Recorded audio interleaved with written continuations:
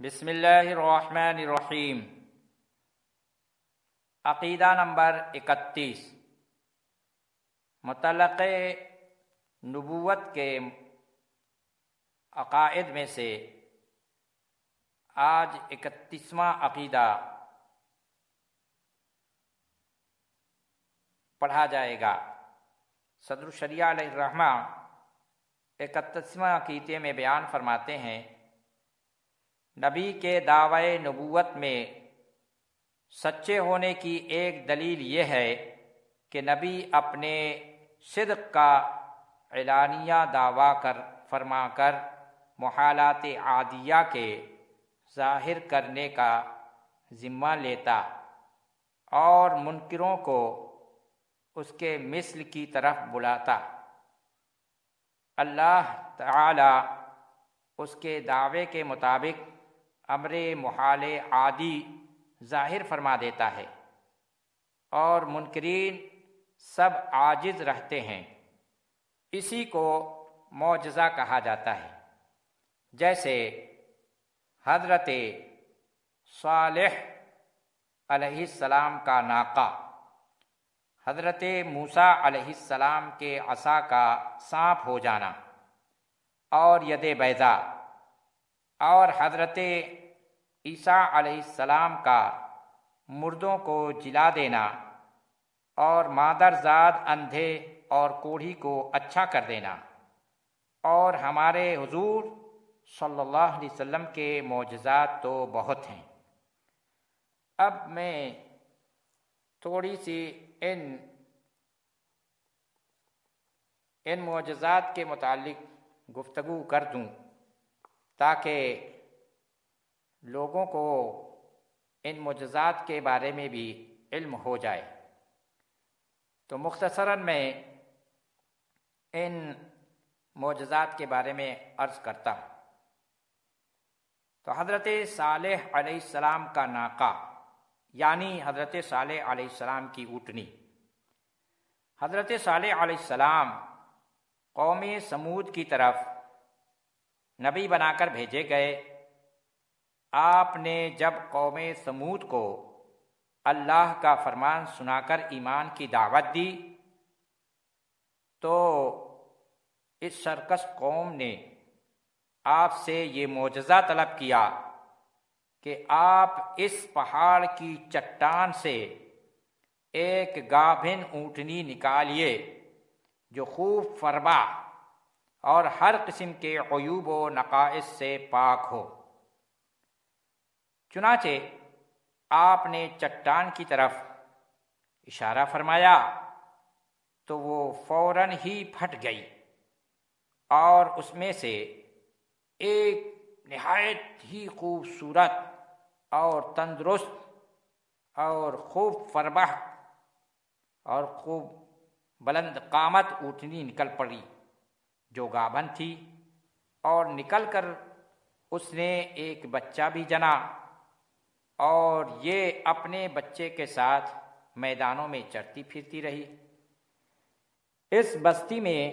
ایک ہی تالاب تھا جس میں پہاڑوں کے چشمے سے پانی گر کر جمع ہوتا تھا۔ آپ نے فرمایا کہ اے لوگو، دیکھو یہ معجزہ کی اونٹنی ہے، ایک روز تمہارے تالاب کا سارا پانی پی ڈالے گی اور ایک روز تم لوگ پینا۔ قوم نے اس کو مان لیا۔ پھر حضرت صالح علیہ السلام نے قوم لوط سے یہ فرمایا جو قرآن مجید فرقان حمید کے سورہ اعراف میں ہے۔ میں ترجمے پر اکتفا کرتا ہوں۔ اے میری قوم، اللہ کی عبادت کرو، اس کے سوا کوئی تمہارا معبود نہیں۔ بے شک تمہارے پاس تمہارے رب کی طرف سے روشن دلیل آ گئی۔ یہ اللہ کی اونٹنی ہے تمہارے لیے نشانی، تو اسے چھوڑ دو کہ اللہ کی زمین میں چرے، اور اسے برائی سے ہاتھ نہ لگاؤ کہ تمہیں دردناک عذاب آئے گا۔ چند دنوں تک قوم سمود اس بات پر عمل پیرا رہی کہ ایک دن ان کو پانی ملتا اور ایک دن نہیں ملتا تھا، تو اس وجہ سے انہوں نے ایک پروگرام بنایا کہ اس اونٹنی ہی کو قتل کر ڈالتے ہیں تاکہ ہمیں روزانہ پانی ملے۔ چنانچہ ایک زناکار عورت کا لڑکا جس کا نام قدار بن سالف تھا، اسے تیار کیا اور اس نے اونٹنی کو قتل کر ڈالا۔ اب جو ہے حضرت موسیٰ علیہ السلام کو بھی اللہ تعالیٰ نے کئی معجزے عطا فرمائے۔ بحر شریعت میں عصا کا سانپ ہو جانا اور ید بیضا کا ذکر ہے، تو اس کے متعلق بھی مختصراً میں عرض کرتا ہوں۔ عصا کا سانپ یا اژدہا بن جانا، اس کا واقعہ یوں ہے جو قرآن مجید فرقان حمید میں ہے کہ فرعون نے ایک میلہ لگوایا اور اپنی پوری سلطنت کے جادوگروں کو جمع کر کے حضرت موسیٰ علیہ السلام کو شکست دینے کے لیے مقابلہ پر لگا دیا، اور اس میلے کے ازدحام اور بھیڑ میں جہاں لاکھوں انسان کا مجمع تھا، ایک طرف جادوگروں کا ہجوم اپنی جادوگری کا سامان لے کر جمع ہو گیا، اور ان جادوگروں کی فوج کے مقابلے میں حضرت موسیٰ علیہ السلام تنہا ڈٹ گئے۔ جادوگروں نے فرعون کی عزت کی قسم کھا کر اپنے جادو کی لاٹھیوں اور رسیوں کو پھینکا، تو وہ ایک دم لاٹھیاں اور رسیاں سانپ بن کر پورے میدان میں ہر طرف پھن مار مار کر دوڑنے لگی، اور پورا مجمع خوف و ہراس میں بدحواس ہو کر ادھر ادھر بھاگنے لگا، اور فرعون اور اس کے تمام جادوگر اس کے کرتب کو دیکھ کر اپنی فتح کے گھمنڈ اور غرور کے نشے میں بدمست ہو گئے، اور جوش شادمانی میں تالیاں بجا بجا کر اپنی مسرت کا اظہار کرنے لگے کہ اتنے میں ناگہاں حضرت موسیٰ علیہ السلام نے اللہ کے حکم سے اپنی مقدس لاٹھی کو ان سانپوں میں ڈال دیا، تو یہ لاٹھی ایک بہت بڑا اور نہایت ہیبت ناک اژدہا بن کر جادوگروں کے تمام سانپوں کو نگل گیا۔ یہ معجزہ دیکھ کر تمام جادوگر اپنی شکست کا اعتراف کرتے ہوئے سجدہ میں گر پڑے اور بآواز بلند یہ اعلان کرنا شروع کر دیا کہ آمنا برب ہارون و موسیٰ، یعنی ہم سب ہارون اور موسیٰ علیہ السلام کے رب پر ایمان لائے۔ اور اژدہا نے سب سانپوں کو نکل لیا تھا، اور اسی عصا سے اور بھی بہت سارے کام تھے، جیسے چشمے کا جاری ہونا، اور پتھر پر مارے تو اس سے 12 چشمے جاری ہو گئے، اور اسی عصا کو دریا پر مارا تو ہائی وے بن گیا، وغیرہ وغیرہ۔ تو اس طرح اس عصا کے کئی ایک وہ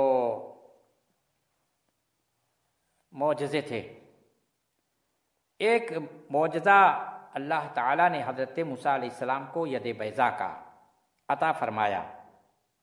ید بیضا کیا تھا؟ حضرت موسیٰ علیہ السلام کو اللہ تعالیٰ نے فرعون کی ہدایت کے لیے اس کے دربار میں بھیجا تو 2 معجزے عطا فرمائے تھے۔ ایک تو وہ عصا والا جو ذکر ہوا، دوسرا ید بیضا۔ اور یہ ید بیضا یہ ہے کہ حضرت موسیٰ علیہ السلام اپنے گریبان میں ہاتھ ڈال کر باہر نکالتے تو ایک دم آپ کا ہاتھ روشن و تابناک ہو کر چمکنے لگتا۔ پھر جب آپ اپنا ہاتھ گریبان میں ڈال دیتے تو وہ اپنی اصلی حالت میں ہو جایا کرتا تھا۔ اسی معجزے کو قرآن مجید فرقان حمید نے بہت سی جگہوں پر مختلف طریقے پر بیان فرمایا۔ اسی معجزے کا نام ید بیضا ہے، جو ایک عجیب و عظیم معجزہ ہے۔ حضرت سیدنا عباس رضی اللہ تعالی عنہ نے فرمایا کہ حضرت موسیٰ علیہ السلام کے دست مبارک سے رات اور دن میں آفتاب کی طرح نور نکلتا تھا، اور اب حضرت عیسیٰ روح اللہ علیہ السلام کے معجزوں کا بھی ذکر ہے، تو مختصراً ان کا بھی ذکر ہو ہی جائے۔ حضرت عیسیٰ علیہ السلام کو اللہ تعالیٰ نے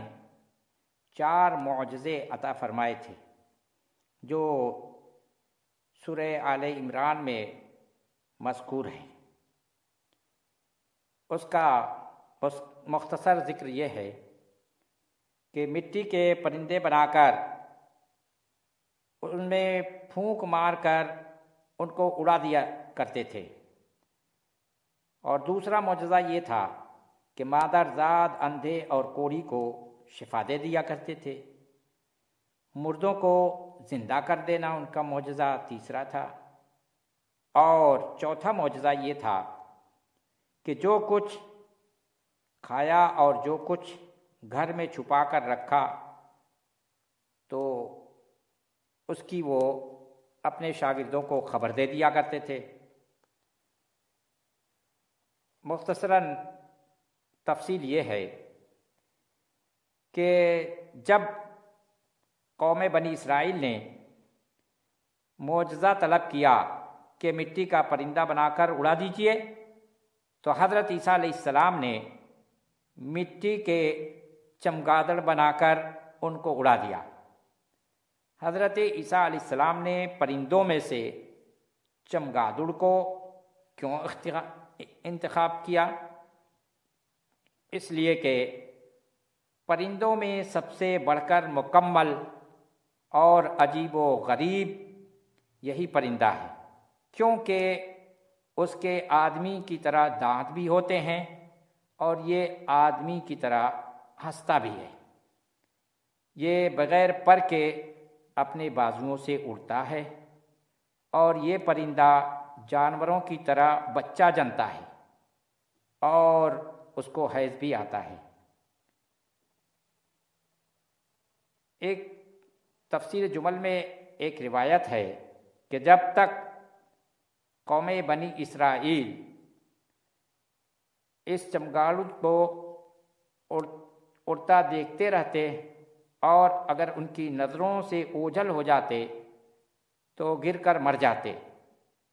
ایسا اس لیے ہوتا تھا تاکہ اللہ کے پیدا کیے ہوئے اور بندے خدا کے پیدا کیے ہوئے پرندے میں فرق اور امتیاز ہو جائے، اور وہ امتیاز باقی رہے۔ مادرزاد اندھوں کو شفا دیتے تھے۔ ایک دن میں 50 اندھوں اور کوڑیوں کو آپ کی دعا سے اس شرط پر شفا حاصل ہوتی تھی کہ وہ ایمان لائیں گے۔ اور مردوں کو زندہ کرنا، آپ نے 4 مردوں کو زندہ فرمایا۔ نمبر 1 آذر اپنے دوست کو، نمبر 2 ایک بڑھیا کے بیٹے کو، نمبر 3 ایک عاشر کی بیٹی کو، نمبر 4 حضرت سام بن نوح علیہ السلام کو۔ آذر یہ حضرت عیسیٰ علیہ السلام کے ایک مخلص دوست تھے۔ جب ان کا انتقال ہونے لگا تو ان کی بہن نے آپ کے پاس باقاعدہ قاصد بھیجا کہ آپ کا دوست مر رہا ہے۔ اس وقت آپ اپنے دوست سے 3 دن کی مسافت پر تھے۔ آذر کے انتقال و دفن کے بعد حضرت عیسیٰ علیہ السلام وہاں پہنچے اور آذر کی قبر کے پاس تشریف لے گئے اور آذر کو پکارا تو وہ زندہ ہو کر اپنی قبر سے نکل آیا اور برسوں زندہ رہے اور صاحب اولاد بھی ہوئے۔ نمبر 2، بوڑھیا کا بیٹا، یہ مر گیا تھا اور اس کا جنازہ اٹھا کر اس کو دفن کرنے کے لیے لے جا رہے تھے کہ اچانک حضرت عیسیٰ علیہ السلام کا وہاں سے گزر ہوا تو وہ آپ کی دعا سے زندہ ہو کر جنازہ سے اٹھ بیٹھا اور کپڑا پہن کر اپنے جنازہ کی چادر اور اپنے جنازہ کی چارپائی اٹھائے ہوئے اپنے گھر آیا اور مدتوں زندہ رہا اور اس کے ہاں بھی اولاد ہوئی۔ تیسری، حضرت عیسیٰ علیہ السلام نے عاشر کی بیٹی کو زندہ کیا۔ اس کا واقعہ یوں ہے کہ عاشر کی لڑکی مر گئی تھی۔ اس کی موت کے 1 دن بعد حضرت عیسیٰ علیہ السلام کی دعا سے زندہ ہو گئی اور بہت دنوں تک زندہ رہی اور اس کے کئی بچے بھی ہوئے۔ اب ان تینوں واقعات کے بعد بنی اسرائیل کے شریروں نے کہا کہ یہ تینوں در حقیقت مرے ہوئے تھے ہی نہیں، بلکہ ان تینوں پر سکتہ طاری تھا، اس لیے ہوش میں آ گئے۔ لہذا آپ کسی پرانے مردے کو زندہ کر کے ہمیں دکھائیے۔ تو آپ نے فرمایا کہ حضرت سام بن نوح علیہ السلام کو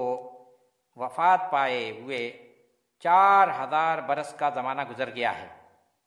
تو تم لوگ مجھے ان کی قبر پر لے چلو، میں ان کو خدا کے حکم سے زندہ کر دیتا ہوں۔ تو آپ ان کی قبر کے پاس جا کر اسم اعظم پڑھا تو فوراً ہی حضرت سام بن نوح علیہ السلام قبر سے زندہ ہو کر نکل آئے اور گھبرائے ہوئے پوچھا کہ کیا قیامت قائم ہو گئی؟ پھر وہ حضرت عیسیٰ علیہ السلام پر ایمان لائے۔ پھر تھوڑی دیر کے بعد ان کا انتقال ہو گیا۔ اور ایک معجزہ حضرت سیدنا عیسیٰ علیہ السلام کا یہ تھا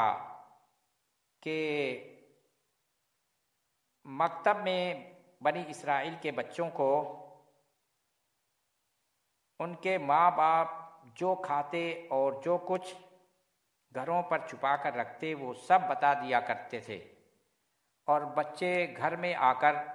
اپنے والدین کو سب کچھ بتا دیا کرتے تھے۔ جب والدین نے بچوں سے پوچھا کہ تمہیں ان باتوں کی خبر کیسے ہو جایا کرتی ہے، تو بچوں نے بتایا کہ ہم کو حضرت عیسیٰ علیہ السلام مکتب میں بتا دیا کرتے ہیں۔ یہ سن کر ماں باپ نے بچوں کو مکتب میں جانے سے روک دیا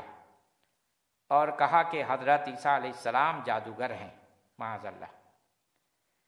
جب حضرت عیسیٰ علیہ السلام بچوں کی تلاش میں بستی کے اندر داخل ہوئے تو بنی اسرائیل نے اپنے سب بچوں کو ایک مکان کے اندر چھپا دیا اور کہہ دیا کہ بچے یہاں نہیں ہیں۔ آپ نے پوچھا کہ گھر میں کون ہے؟ تو ان شریروں نے کہہ دیا کہ گھر میں سور بند ہیں۔ تو آپ نے فرمایا کہ اچھا، سور ہی ہوں گے۔ چنانچہ لوگوں نے اس کے بعد مکان کا دروازہ کھولا تو مکان سے سور ہی نکلے۔ اس بات کا بنی اسرائیل میں چرچا ہو گیا اور بنی اسرائیل نے غیظ و غضب میں بھر کر آپ کو قتل کرنے کا منصوبہ اور پلان بنایا۔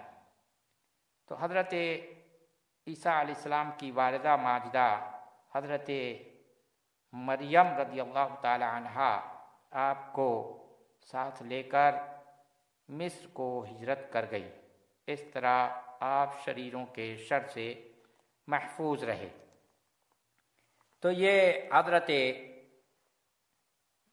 عیسیٰ علیہ نبینا علیہ الصلاۃ والسلام کے معجزے تھے، اور ہمارے حضور صلی اللہ علیہ وسلم کے معجزے تو بہت کثیر ہیں۔ حضور صلی اللہ علیہ وسلم نے چاند کے 2 ٹکڑے کر دیے، سورج پلٹا دیا، سورج کو ٹھہرا لیا، اور دعا فرمائی تو بادل امڑ آیا، اور دعا فرمائی تو بادل چھٹ گیا۔ مردوں کا زندہ کرنا، مریضوں کو شفا دینا وغیرہ وغیرہ، حضور صلی اللہ علیہ وسلم کے معجزات تو حد سے سوا ہیں۔ اب ہم عقیدہ نمبر 32 کا درس شروع کرتے ہیں۔ عقیدہ نمبر 32 متعلق نبوت کا عقیدہ نمبر 32 یہ ہے کہ جو شخص نبی نہ ہو اور نبوت کا دعویٰ کرے، اور وہ دعویٰ کر کے کوئی محال عادی اپنے دعویٰ کے مطابق ظاہر نہیں کر سکتا، ورنہ سچے جھوٹے میں فرق نہ رہے گا۔ تو سچے اور جھوٹے کا فرق یہی معجزہ ہے کہ جو عادتاً محال ہوتی ہے وہ شے یعنی معجزہ غیر نبی نہیں دکھا سکتا۔ فائدہ: نبی سے جو بات خلاف عادت قبل نبوت ظاہر ہو اس کو ارحاس کہتے ہیں، یعنی انبیاء علیہ السلام اعلان نبوت سے پہلے جو خلاف عادت کام انجام دے دیتے ہیں تو ان کو ارحاس کہا جاتا ہے، معجزہ نہیں کہا جاتا۔ اور جب وعدے اعلان نبوت خلاف عادت امور انجام دے دیتے ہیں تو ان کو معجزہ کہا جاتا ہے۔ اور ولی سے جو ایسی بات صادر ہو اس کو کرامت کہتے ہیں، یعنی اگر خلاف عادت اللہ کا مقرب بندہ اور اللہ کا دوست کوئی خلاف عادت کام انجام دے دے تو اس کو کرامت کہا جاتا ہے، اور عام مومنین سے جو صادر ہو اسے معونت کہتے ہیں، اور بے باک فجار یا کفار سے جو ان کے موافق ظاہر ہو اس کو استدراج کہتے ہیں، اور ان کے خلاف ظاہر ہو تو اہانت ہے۔ 33واں عقیدہ بہار شریعت میں یوں بیان کیا گیا ہے: انبیاء علیہم السلام اپنی اپنی قبروں میں اسی طرح بحیات حقیقی زندہ ہیں جیسے دنیا میں تھے، کھاتے پیتے ہیں، جہاں چاہتے آتے جاتے ہیں، تصدیق وعدہ الہی کے لیے ایک آن کو ان پر موت طاری ہوئی، پھر بدستور زندہ ہو گئے۔ ان کی حیات شہداء سے بہت ارفع و اعلیٰ ہے، فلہذا شہید کا ترکہ تقسیم ہوگا، اس کی بیوی بعد عدت نکاح کر سکتی ہے،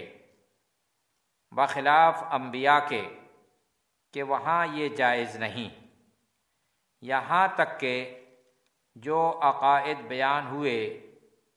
ان میں تمام انبیاء علیہم الصلاۃ والسلام شریک ہیں۔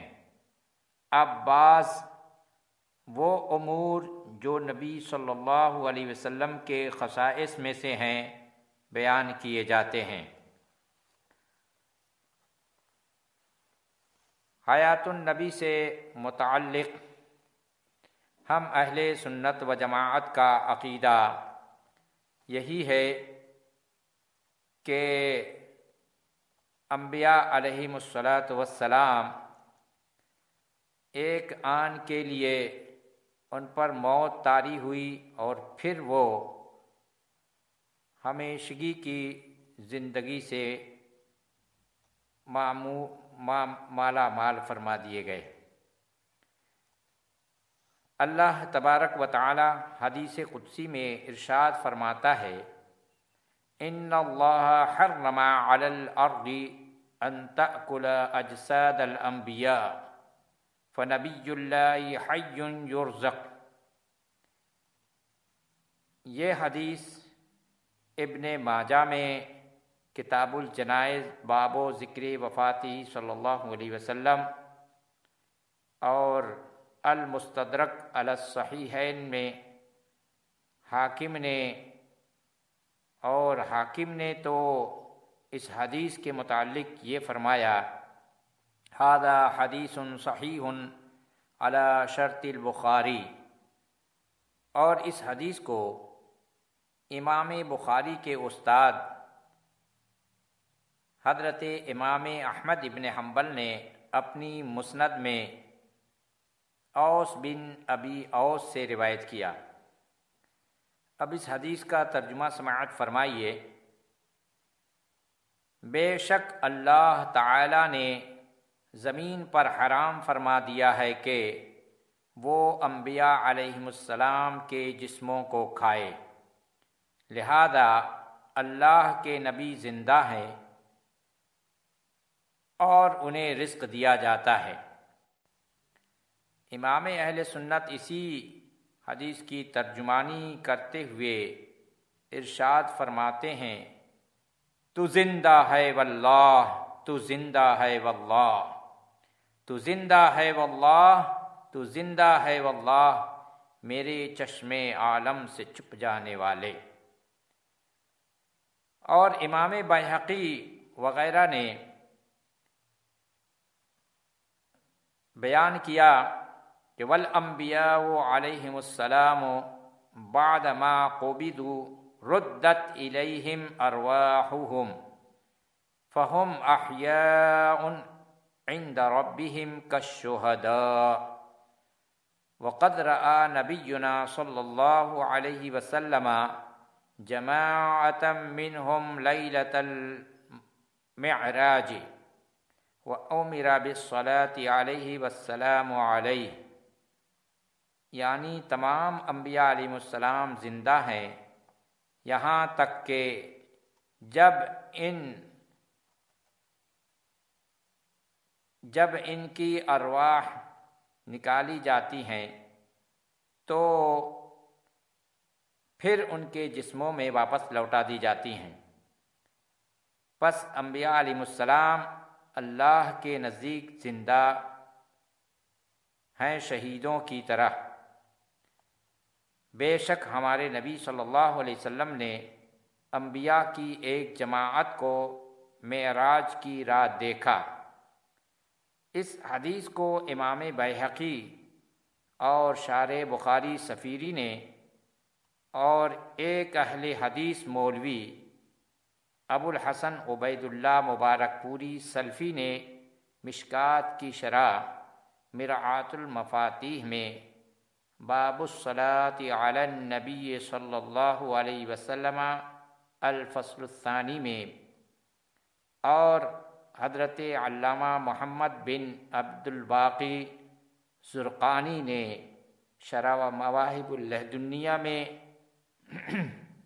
اور خاتم الحفاظ علامہ جلال الدین سیوطی نے شرح الصدور شرح بحال الموتى والقبور میں روایت کیا، اور صحیح بخاری میں 2 مقام پر ایک حدیث مروی ہے جس کو امام بخاری نے سیدنا امیر المومنین ابو بکر صدیق رضی اللہ تعالی عنہ سے روایت کیا، بلکہ سیدنا ابو بکر صدیق رضی اللہ تعالی عنہ کا قول نقل کیا، اور یہ حدیث ابو سلمہ سے روایت ہے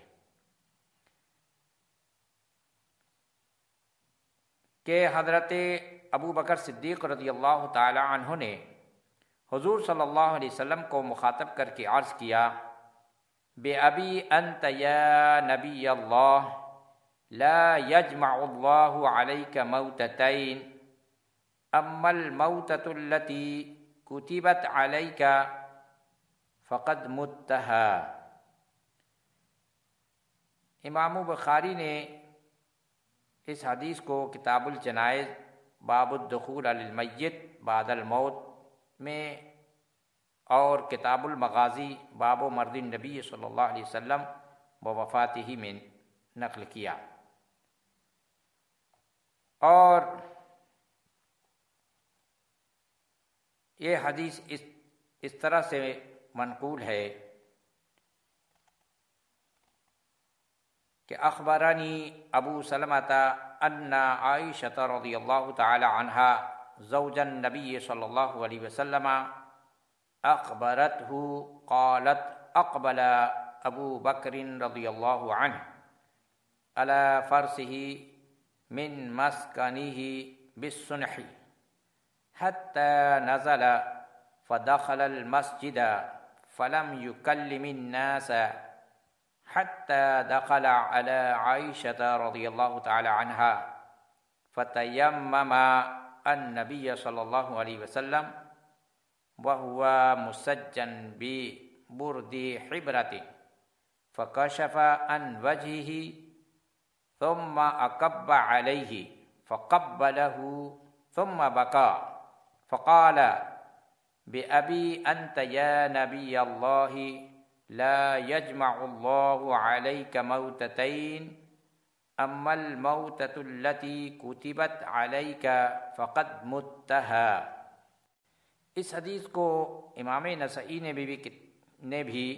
کتاب الجنائز باب غسل المیت میں نقل کیا، اور امام احمد بن حنبل نے اپنی مسند میں 2 مقام پر اس حدیث کو نقل کیا۔ اب اس حدیث کے ترجمہ سماعت فرما لیجئے۔ اے اللہ کے نبی، میرے ماں باپ آپ پر قربان ہوں، اللہ تعالی آپ پر 2 موتیں جمع نہ فرمائے گا مگر وہ موت جو اللہ تعالی نے لکھ دی تھی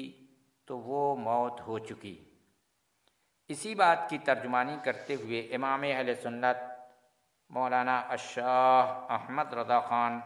فاضل و محدث بریلوی نور اللہ مرقدہ فرماتے ہیں، انبیاء کو بھی اجل آنی ہے، انبیاء کو بھی اجل آنی ہے مگر ایسی کہ فقط آنی ہے، پھر اسی آن کے بعد ان کی حیات مثل سابق وہی جسمانی ہے۔ اور امام اہل سنت کے ملفوظات میں ہے کہ انبیاء علیہم السلام کی حیات حقیقی حسی دنیاوی ہے، اسی حیات پر وہی احکام، اس حیات پر وہی احکام دنیاوی ہیں، ان کا ترکہ باٹا نہ جائے گا، ان کی ازواج کو نکاح حرام، نیز ازواج مطہرات پر عدت نہیں، بلکہ سیدی محمد بن عبد الباقی زرقانی، علامہ سبکی اور ابن فورک سے نقل کرتے ہوئے فرماتے ہیں کہ انبیاء علیہم الصلاۃ والسلام کی قبور مطہرہ میں ازواج مطہرات پیش کی جاتی ہیں وہ ان کے ساتھ شباسی فرماتے ہیں، لیکن نجدیوں کا فراش یعنی نجدیوں کا بستر بچھانے والا اور وہابیہ اور دیابنا کا سرغنہ مولوی اسماعیل دہلوی نے اپنی کتاب تقویۃ الایمان میں سنن ابی داؤد کی ایک روایت ارأیت لو مررت بقبری اکنت تسجد لہ نقل کر کے ترجمہ کیا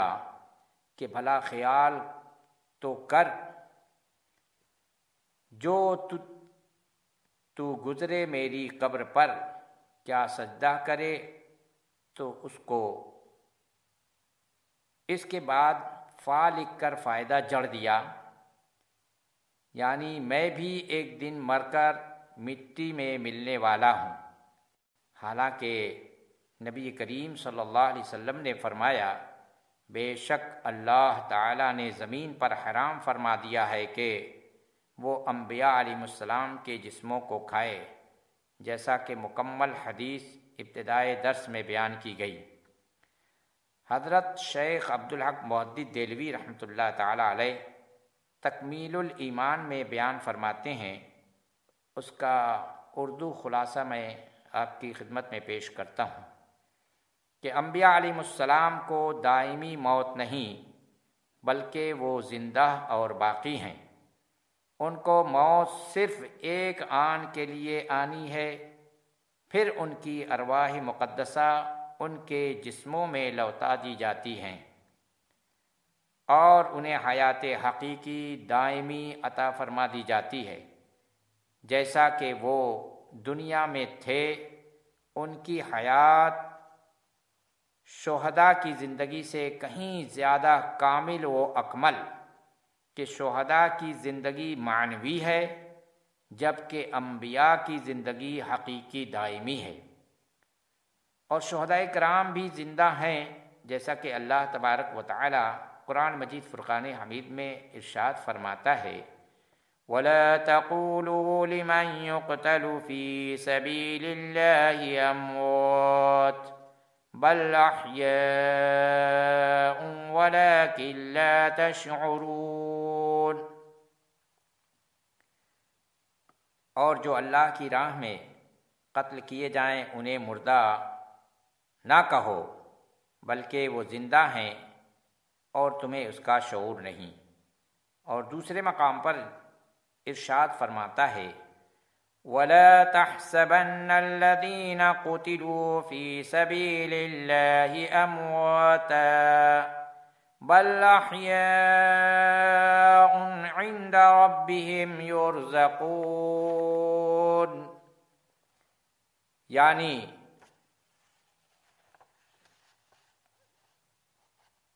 اللہ کی راہ میں جو قتل کیے جائیں انہیں مردہ گمان نہ کرو بلکہ وہ زندہ ہیں، اپنے رب کے پاس سے رزق پاتے ہیں۔ اور انبیاء کرام رضوان اللہ تعالیٰ علیہم اجمعین کا کیا مرتبہ و مقام ہے، دیکھیے اللہ رب العزت جل مجدہ ارشاد فرماتا ہے وَمَا كَانَ لَكُمْ أَن تُؤْذُوا رَسُولَ اللَّهِ وَلَا أَن تَنكِحُوا أَزْوَاجَهُ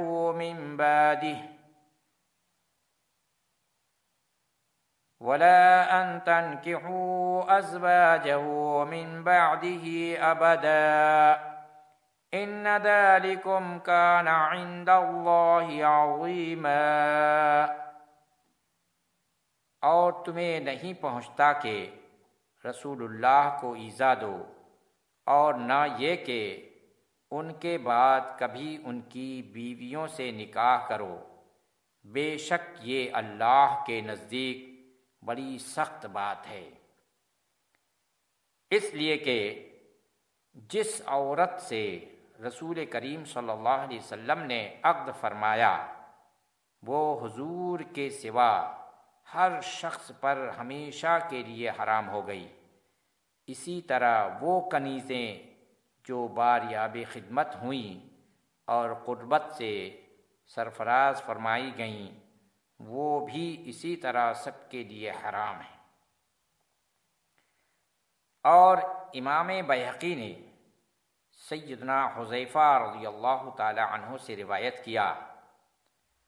قال لامرأته ان شئت ان تکونی زوجتی فی الجنہ فلا تزوجی بعدی فإن المرأة في الجنة لآخر أزواجها في الدنيا فلذلك حرم الله على أزواج النبي صلى الله عليه وسلم أن ينكحن بعده لأنهن أزواجه في الجنة، یعنی حضرت حذیفہ رضی اللہ تعالی عنہ اپنی زوجہ سے فرماتے ہیں، اگر تو جنت میں میری بیوی رہنا چاہتی ہے تو میرے بعد نکاح مت کرنا، اس لیے کہ جو عورت دنیا میں جس شخص کی آخر میں بیوی ہوگی جنت میں بھی اسی کی بیوی ہوگی۔ اسی وجہ سے اللہ تبارک و تعالی نے نبی کریم صلی اللہ علیہ وسلم کی ازواج مطہرات پر حرام فرما دیا کہ وہ آپ صلی اللہ علیہ وسلم کے بعد نکاح نہ کریں، کیونکہ وہ سب جنت میں آپ صلی اللہ علیہ وسلم کی ازواج مطہرات ہیں۔ عقیدہ نمبر 34 یہ ہے، اور انبیاء کی بعثت خاص کسی ایک قوم کی طرف ہوئی۔ حضور اقدس صلی اللہ علیہ وسلم تمام مخلوق انسان و جن بلکہ ملائکہ، حیوانات،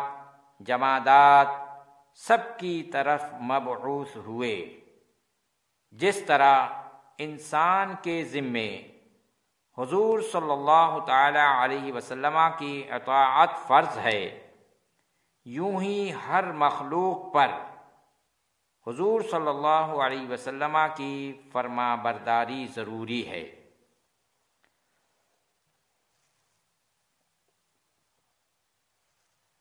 اس عقیدے سے صدر الشریعہ علیہ الرحمٰ نے خاص حضور سید عالم صلی اللہ علیہ وسلم کی خصوصیات، یعنی جو صرف آپ صلی اللہ علیہ وسلم کے ساتھ خاص ہیں، ان کا ذکر فرماتے ہیں۔ اگلے انبیاء علیہم السلام صرف اپنی قوم کے رسول ہوئے، اور ہمارے رسول ہر فرد مخلوق کے لیے، جیسا کہ اللہ تعالی نے دیگر انبیاء علیہم الصلاۃ والتسلیم کے متعلق قرآن مجید فرقان حمید میں مختلف مقام پر بیان فرمایا۔ صرف میں ترجمے پر اکتفا کرتا ہوں کہ اللہ تبارک و تعالی نے ایک مقام پر فرمایا، بے شک ہم نے نوح کو اس کی قوم کی طرف بھیجا، اور حضرت ہود کے متعلق ارشاد فرماتا ہے، عاد کی طرف ان کی برادری سے ہود کو بھیجا، اور حضرت صالح علیہ السلام کے متعلق ارشاد فرماتا ہے، ثمود کی طرف ان کی برادری سے صالح کو بھیجا، اور حضرت لوط کے متعلق ارشاد فرماتا ہے، لوط کو بھیجا جب اس نے اپنی قوم سے کہا، اور حضرت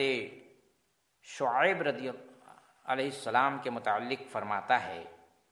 مدین کی طرف ان کی برادری سے شعیب کو بھیجا، اور حضرت موسیٰ علیہ السلام کے متعلق ارشاد فرماتا ہے، پھر ان کے بعد ہم نے موسیٰ کو اپنی نشانیوں کے ساتھ فرعون اور اس کے درباریوں کی طرف بھیجا، اور حضرت ابراہیم علیہ السلام کے متعلق فرماتا ہے، اور یہ ہماری دلیل ہے کہ ہم نے ابراہیم کو اس کی قوم پر عطا فرمائی۔ اور یونس علیہ السلام کے بارے میں اللہ تعالی ارشاد فرماتا ہے، ہم نے اسے 1,00,000 آدمیوں کی طرف بھیجا بلکہ زیادہ۔ اور حضرت عیسیٰ علیہ السلام کے بارے میں فرماتا ہے، اور رسول ہوگا بنی اسرائیل کی طرف۔ تو یہ تو انبیاء علیہ الصلاۃ والتسلیم کے متعلق اللہ رب العزت نے ارشاد فرمایا، لیکن ہمارے آقا صلی اللہ علیہ وسلم کسی ایک خطے یا ایک قوم کے لیے یا ایک برادری کے لیے نہیں رسول بنا کر بھیجے گئے، بلکہ وہ تمام جہان کے، بلکہ ذرہ ذرہ کے لیے وہ نبی و رسول بنا کر بھیجے گئے۔ بخاری و مسلم نے سیدنا جابر رضی اللہ تعالی عنہ سے روایت کیا، کان النبی یبعث الی قومہ خاصۃ، یعنی نبی خاص اپنی قوم کی طرف بھیجا جاتا ہے، لیکن حضور سید المرسلین والاولین والآخرین کے لیے اللہ تبارک و تعالی ارشاد فرماتا ہے، وَمَا أَرْسَلْنَاكَ إِلَّا كَافَّةً لِلنَّاسِ بَشِيرًا وَنَذِيرًا وَلَكِنْ أَكْثَرَ النَّاسِ لَا يَعْلَمُونَ، او کما قال، ہم نے نہیں بھیجا تمہیں مگر سب لوگوں کے لیے خوشخبری دیتا اور ڈر سناتا، پر بہت لوگ بے خبر ہیں۔ اور اللہ تعالی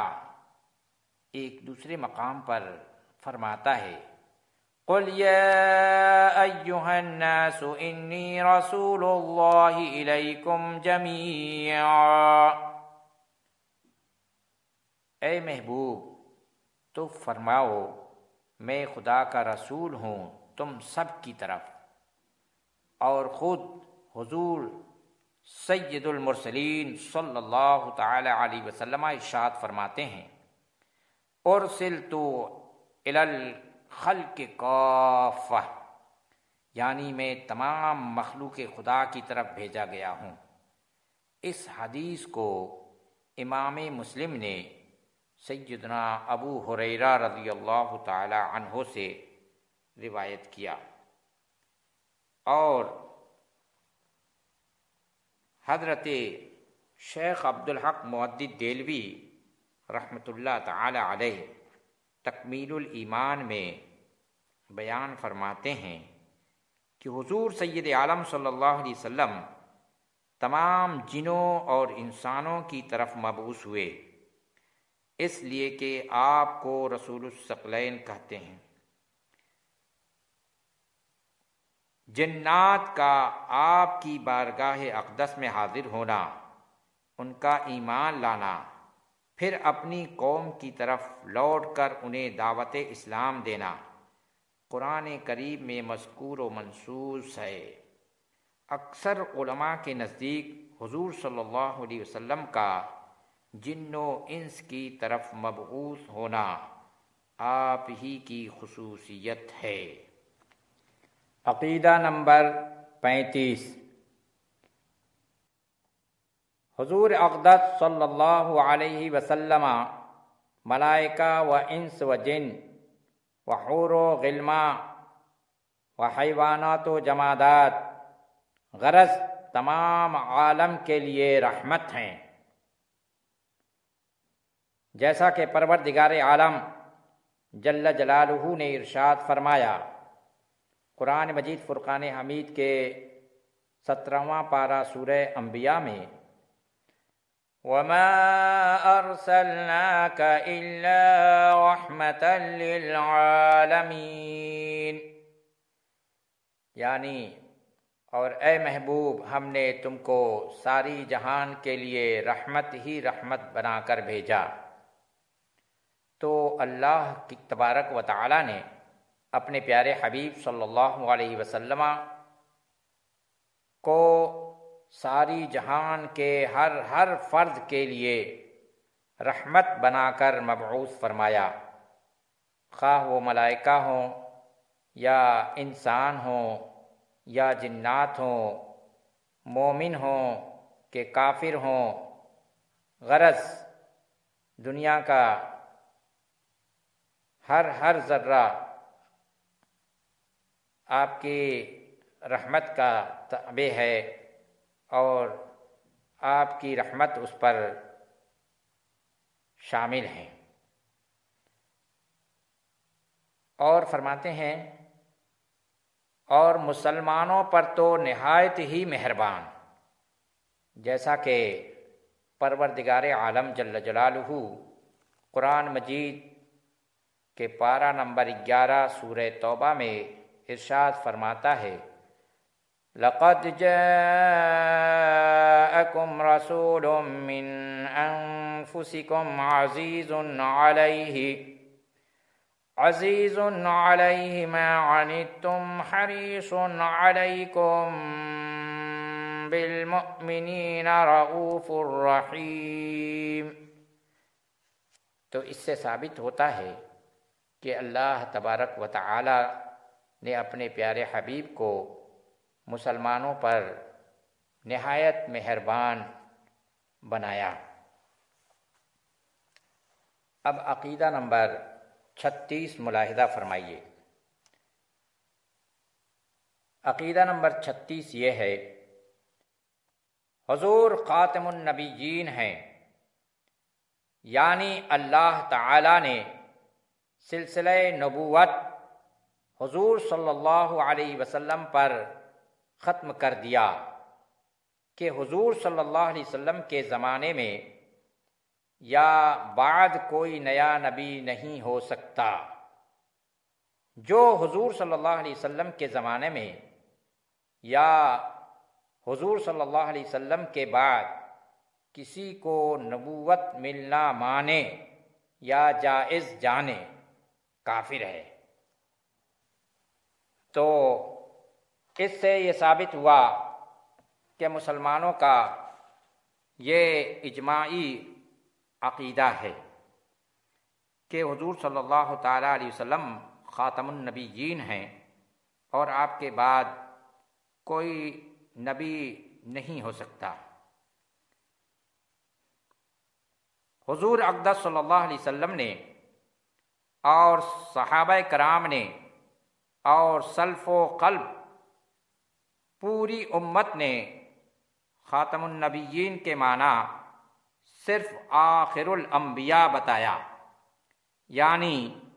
حضور اقدس صلی اللہ علیہ وسلم کے زمانے میں یا حضور اقدس صلی اللہ علیہ وسلم کے زمانے کے بعد کسی کو بھی منصب نبوت نہیں مل سکتا اور کوئی نبی نہیں ہو سکتا، وہ بھی اس قید کے ساتھ کہ اس میں نہ تو کسی تعویل کی گنجائش ہے نہ کسی تخصیص کی، کہ اگر کوئی اس میں کسی قسم کی تعویل یا کوئی تخصیص کرے تو وہ کافر ہے، جس پر احادیث کریمہ اور ارشادات سلف و خلف نص جلی ہیں۔ اور امام اہل سنت مولانا الشاہ احمد رضا خان فاضلی بریلوی نے کئی ایک رسالے اس بحث پر تحریر فرمائے، جن کو تفصیل درکار ہو تو وہ جزا اللہ وغیرہ کا مطالعہ کرے، جس میں اعلیٰ حضرت نے 130 احادیث کریمہ اور 30 ارشادات علماء سے ثابت فرمایا کہ خاتم النبیین کے معنی آخری نبی ایسا قطعی، یقینی، معلوم و مشہور ہے جس میں کسی قسم کے شک و شبہ کی گنجائش نہیں، جسے علماء تو علماء، عوام بھی جانتے ہیں۔ اگر عوام سے پوچھا جائے کہ خاتم النبیین کے معنی کیا ہیں تو وہ بھی بلا توقف بتا دیں گے کہ آخری نبی۔ اسی وجہ سے یہ مسئلہ یعنی حضور کا خاتم النبیین ہونا ضروریات دین سے ہے، اور اس کی وجہ بیان کرتے ہوئے حضرت امام قاضی عیاض شفا شریف میں بیان فرماتے ہیں لِأَنَّهُ أَخْبَرَ صلی اللہ علیہ وسلم أَنَّهُ خَاتَمُ النَّبِيِّينَ لَا نَبِيَّ بَعْدَهُ وَأَخْبَرَ عَنِ اللَّهِ تَعَالَى أَنَّهُ خَاتَمُ النَّبِيِّينَ وَأَنَّهُ أَرْسَلَ كَافَّةً لِلنَّاسِ الی آخرہ۔ اس کا میں خلاصہ آپ کی خدمت میں پیش کرتا ہوں کہ نبی کریم صلی اللہ علیہ وسلم نے یہ خبر دی کہ وہ خاتم النبیین ہیں، اور یہ خبر دی کہ اللہ تبارک و تعالی نے انہیں خاتم النبیین بنایا اور پوری مخلوق کا رسول بنایا۔ تمام امت کا اس بات پر اجماع ہے کہ یہ بات یعنی خاتم النبیین اپنے ظاہری معنی پر محمول ہے۔ اس کا جو مفہوم ہے یعنی آخری نبی ہونا، یہی مراد ہے، جس میں نہ کوئی تعویل نہ کوئی تخصیص ہے۔ اسی طرح حجت الاسلام امام غزالی نے بھی اپنی کتاب الاقتصاد میں بیان فرمایا، اور علامہ عبد الغنی نابلسی رحمۃ اللہ علیہ نے تو فلاسفہ کا بھی ذکر کیا ہے، جس کا مفہوم میں آپ کی خدمت میں عرض کرتا ہوں۔ فلاسفہ کا یہ قول کہ نبوت کسب سے مل سکتی ہے، ایسا کھلا فساد ہے جو محتاج بیان نہیں۔ کیسے فاسد نہ ہو، جبکہ اس کا مطلب یہ ہے کہ ہمارے نبی صلی اللہ تعالی علیہ وسلم کے ساتھ یا حضور کے بعد کسی نبی کا ہونا جائز ہے۔ اسے قرآن کی تکذیب لازم آتی ہے، اس لیے قرآن نے اس پر نص فرما دی ہے کہ حضور خاتم النبیین اور آخر المرسلین ہیں، اور حدیث میں ہے کہ میں سب میں پچھلا نبی ہوں، میرے بعد کوئی نبی نہیں، اور امت نے اس پر اجماع کیا ہے کہ یہ کلام اپنے ظاہری معنی پر باقی ہے، اور یہ ان مسائل مشہورہ میں سے ہے جس کی بنا پر ہم نے فلاسفہ کو کافر کہا ہے، اللہ تعالیٰ ان پر لعنت فرمائے۔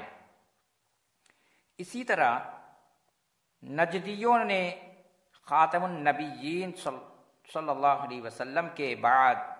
دوسرے نبی کے ممکن ہونے کا قول کیا، اور قدرت باری کے عام اور شامل ہونے سے استدلال کیا۔ یہ ان کا کھلا مغالطہ بلکہ دھوکہ و فریب ہے، اس لیے کہ قدرت کا شمول و عموم تو ممکنات و جائز باتوں ہی میں ہوتا ہے، اور محال ذاتی و مستحیل عقلی ان امور سے نہیں جس سے قدرت متعلق ہو۔ تو اب یہ ثابت ہو گیا کہ پوری امت کا اس پر قطعی یقینی اجماع ہے کہ خاتم النبیین اور لا نبی بعدی کے معنی صرف یہ ہیں کہ حضور اقدس صلی اللہ علیہ وسلم آخری نبی آخری رسول ہیں۔ حضور کے زمانے میں یا حضور کے بعد کسی نبی ہونے کو جائز جاننے والا کافر ہے، خواہ وہ نبی بالفرض مانے یا ذیلی بروزی، بہرحال کافر ہے۔ حضور صلی اللہ علیہ وسلم کے زمانے میں یا حضور کے بعد کوئی نبی جائز ماننا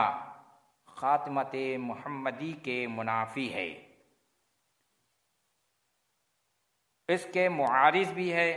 قرآن کی تکذیب بھی ہے۔ لہذا یہ کہنا کہ اگر حضور کے زمانے میں یا حضور کے بعد کوئی نبی پیدا ہو تو آپ کا خاتم ہونا بدستور باقی رہتا ہے، خاتمت محمدی میں کچھ فرق نہ آئے گا، قرآن کی تکذیب ہونے کی وجہ سے کفر ہے، اور ایسا کہنے والا کافر ہے، جیسا کہ بانی دیوبند مولانا قاسم نانوتوی نے اپنی کتاب تحذیر الناس میں بیان کیا۔ امت کا اس بات پر بھی اجماع ہے کہ اس میں نہ کسی تعویل کی گنجائش ہے نہ کسی تخصیص کی، بلکہ کسی قسم کی تعویل یا تخصیص کرنے والا کافر ہے، اس لیے کہ یہ کہنا کہ خاتم النبیین کے معنی آخری نبی کے نہیں، نبی بالذات کے ہیں، ضرور کفر ہے، اور ایسا کہنے والا ضرور کافر ہے۔ اور خاتم النبیین کے متعلق انشاءاللہ تعالی مزید گفتگو ہم اسی کتاب کے جب عنوان آئے گا کفر و ایمان کا تو وہاں پر بھی انشاءاللہ ذکر کریں گے، اسی پر اکتفا یہاں پر کیا جاتا ہے، ورنہ تو خاتم النبیین کا عنوان بڑا ہی طویل و عریض ہے، جس پر کتنی بھی گفتگو کی جائے کم ہے۔ بس اللہ تعالی سے دعا ہے کہ اللہ تبارک و تعالی ہم مسلمانوں کو یہ عقیدہ مضبوط سے مضبوط تر کر دے، اور ہم سب کے دلوں میں حضور صلی اللہ تعالی علیہ وسلم سے متعلق خاتم النبیین کا عقیدہ مضبوط رکھے، اور اسی پر ہم سب کا خاتمہ بھی ہو۔ 37واں عقیدہ یہ ہے کہ حضور صلی اللہ علیہ وسلم افضل جمیع مخلوق الہی ہیں، کہ اوروں کو فردن فردن جو کمالات عطا ہوئے حضور صلی اللہ علیہ وسلم میں وہ سب جمع کر دیے گئے، اور ان کے علاوہ حضور صلی اللہ علیہ وسلم کو وہ کمالات ملے جن میں کسی کا حصہ نہیں۔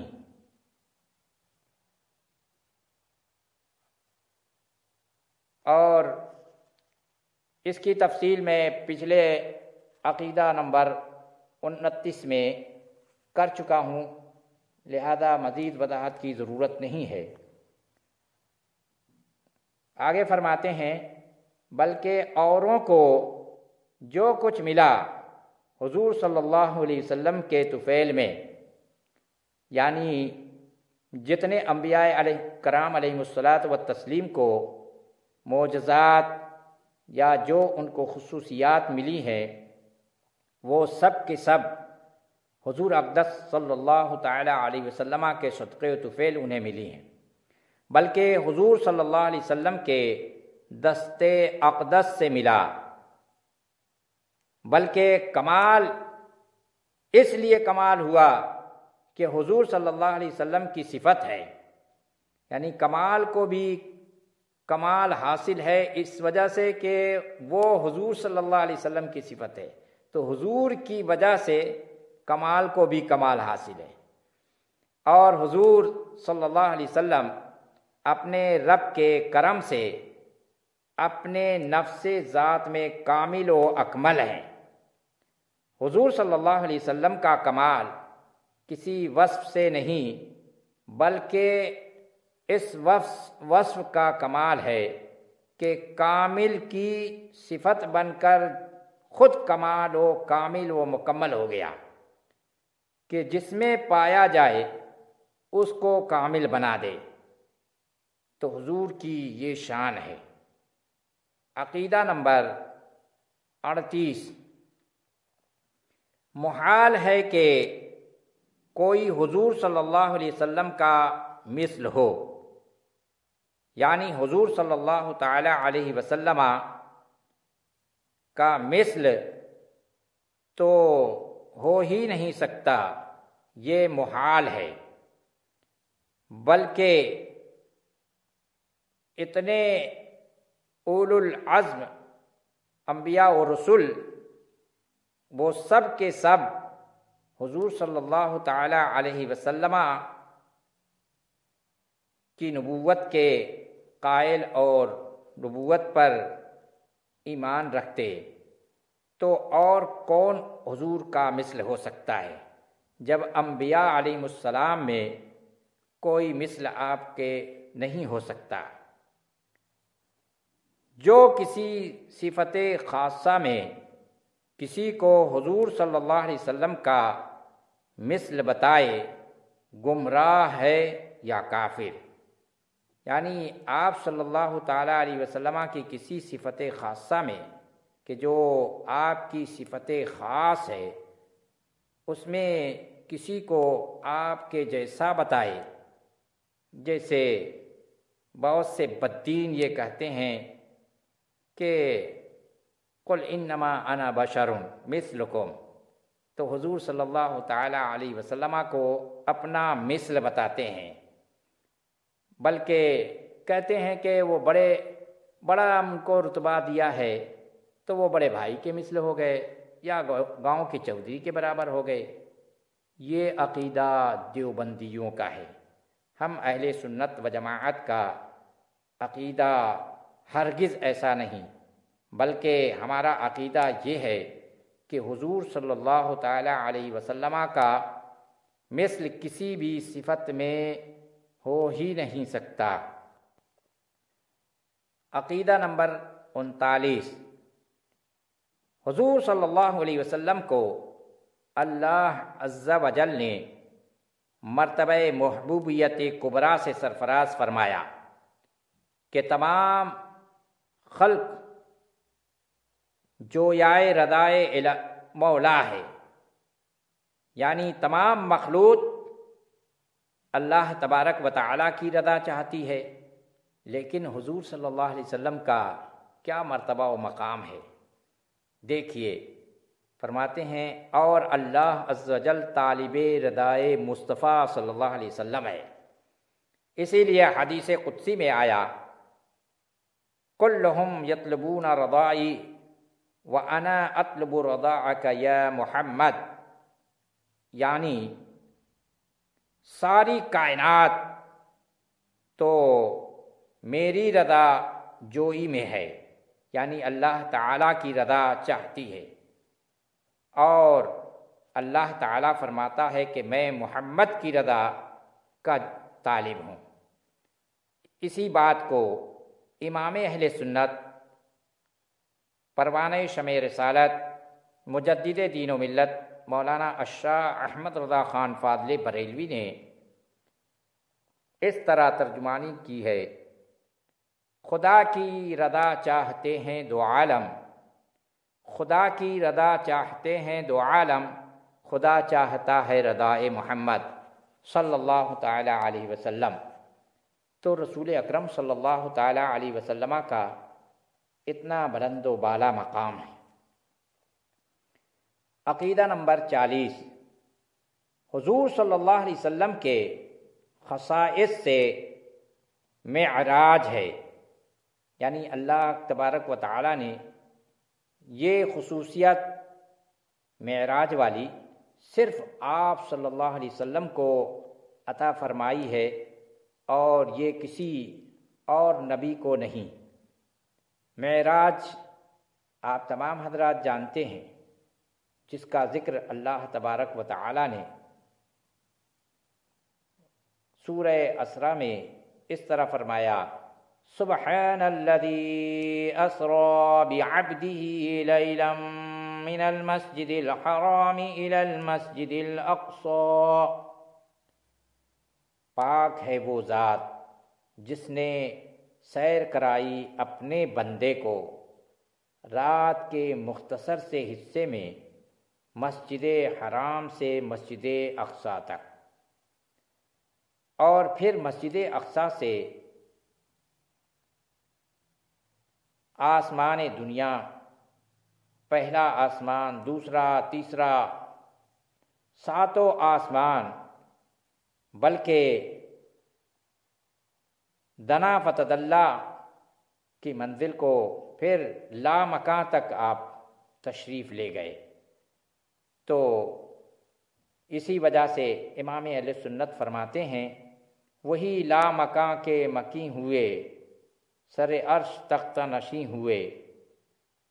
تو یہ حضور صلی اللہ تعالی علیہ وسلم کا مرتبہ و مقام ہے۔ تو حضور کی خصوصیات میں سے معجزہ ہے کہ مسجد حرام سے مسجد اقصی تک، اور وہاں سے ساتوں آسمان اور کرسی و عرش تک، بلکہ بالائے عرش رات کے ایک خفیف حصے میں مع جسم تشریف لے گئے، اور وہ قرب خاص حاصل ہوا کہ کسی بشر و ملک کو بھی نہ حاصل ہوا نہ ہو، اور جمال الہی بچشم سر دیکھا۔ یعنی حضور صلی اللہ تعالی علیہ وسلم نے اتنا قرب حاصل کیا، اتنا قرب انہیں ملا کہ اللہ تبارک و تعالی کا اپنے سر کی آنکھوں سے دیدار فرمایا، جیسا کہ پچھلے اسباق میں تفصیلی گفتگو اس پر ہو چکی ہے۔ اور کلام الہی بلا واسطہ سنا، اور اس کے متعلق بھی تفصیل عرض ہو چکی ہے کہ حضور صلی اللہ تعالی علیہ وسلم یا انبیاء پر جو وحی نازل ہوتی ہے تو وہ بے واسطہ بھی ہوتی ہے اور واسطے سے بھی ہوتی ہے۔ تو یہ بلا واسطہ کلام الہی آپ صلی اللہ علیہ وسلم نے وہاں سماعت فرمایا، اور تمام ملکوت السماوات والارض کو بالتفصیل ذرہ ذرہ ملاحظہ فرمایا۔ اور اب عقیدہ نمبر 41 عرض کیا جاتا ہے۔ عقیدہ نمبر 41 یہ ہے: تمام مخلوق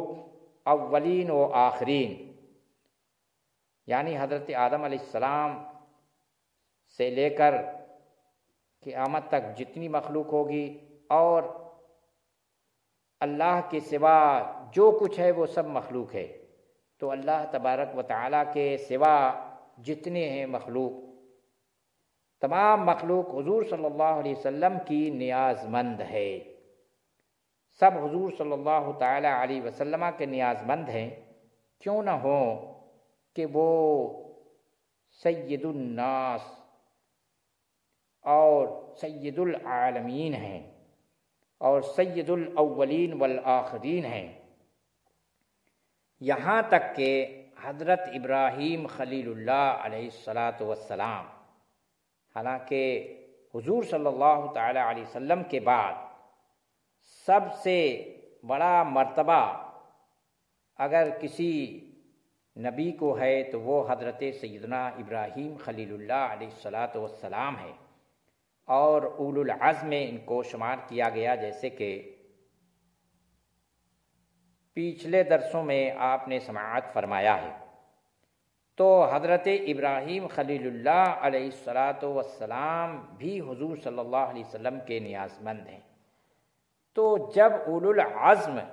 انبیاء علیہم الصلاۃ والسلام حضور کے نیاز مند ہیں، تو اب کتنی بڑی یہ بد نصیبی اور کتنا بڑا ظلم ہے کہ لوگ اپنے آپ کو حضور کے برابر بتاویں۔ تو یہ حضور صلی اللہ تعالیٰ علیہ وسلم کی بارگاہ میں کھلی بے باکی و گستاخی ہے۔ اللہ تعالیٰ ایسے گستاخوں سے ہمیں دور رکھے، اور ایسی گستاخی سے ہم سب کی آنکھوں کو، دلوں کو، زبانوں کو محفوظ رکھے۔ وآخر دعوانا ان الحمد للہ رب العالمین۔